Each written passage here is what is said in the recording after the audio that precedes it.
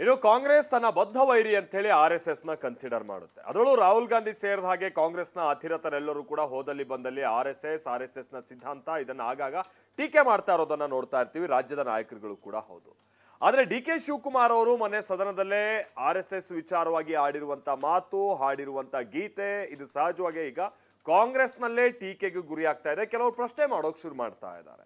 ಹಾಗಾದ್ರೆ DK ಶಿವಕುಮಾರ್ ಅವರ ಈ ನಡೆ ಕಾಂಗ್ರೆಸ್ನಲ್ಲೇ ಹುಟ್ಟುಹಾಕಿರುವಂತ ಕಂಪನ ಎಂತದ್ದು, ಬನ್ನಿ ರಿಪೋರ್ಟ್ ಅಲ್ಲಿ ನೋಡ್ಕೊಂಡು ಬರೋಣ. ನಮಸ್ತೆ ಸದಾ ವತ್ಸಲೆ ಮಾತೃಭೂಮಿ. ಅವ್ರು ಏನ್ ಬೇಕಾದ್ರೂ ಮಾಡ್ಬೋದ್ರಿ. ಅವ್ರ RSS ಗೀತೆ ಬೇಕಾದ್ರೂ ಆಡ್ಬೋದು. ಅಮಿತ್ ಶಾ ಜೊತೆನಲ್ಲಿ ಹೋಗಿ ಸದ್ಗುರು ಇವರು ಡಯಾಸ್ ಮೇಲೆ ಕೂತ್ಕೋಬಹುದು. ಇರ್ಲಿ, ಇವೆಲ್ಲ ಸೂಕ್ತ ಸಮಯದಲ್ಲಿ ಸೂಕ್ತ ಉತ್ತರ ನೀಡಲಾಗುವುದು.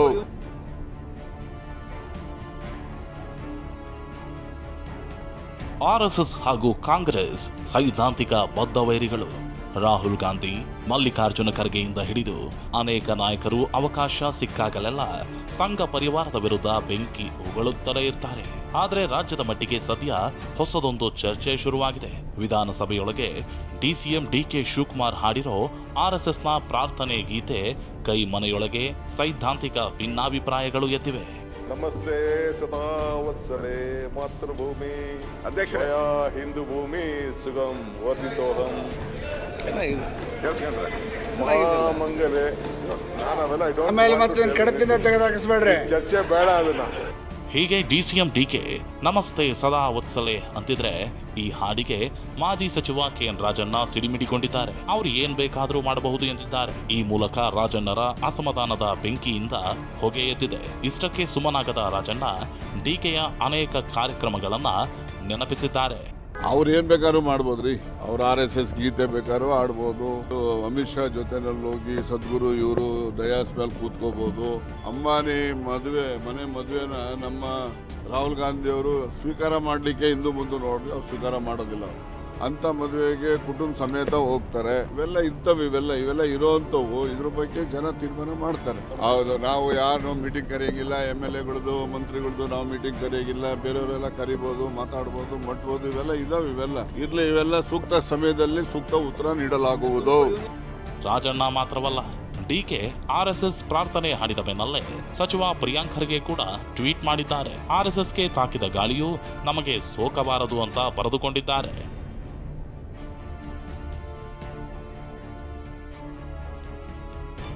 RSS ಎಂಬ ವಿಷಕಾರಿ ಸಂಘಟನೆಯನ್ನು ಕಾಂಗ್ರೆಸ್ ಪಕ್ಷವು ಎಂದಿಗೂ ಶತ್ರುವಾಗಿಯೇ ನೋಡುತ್ತದೆ.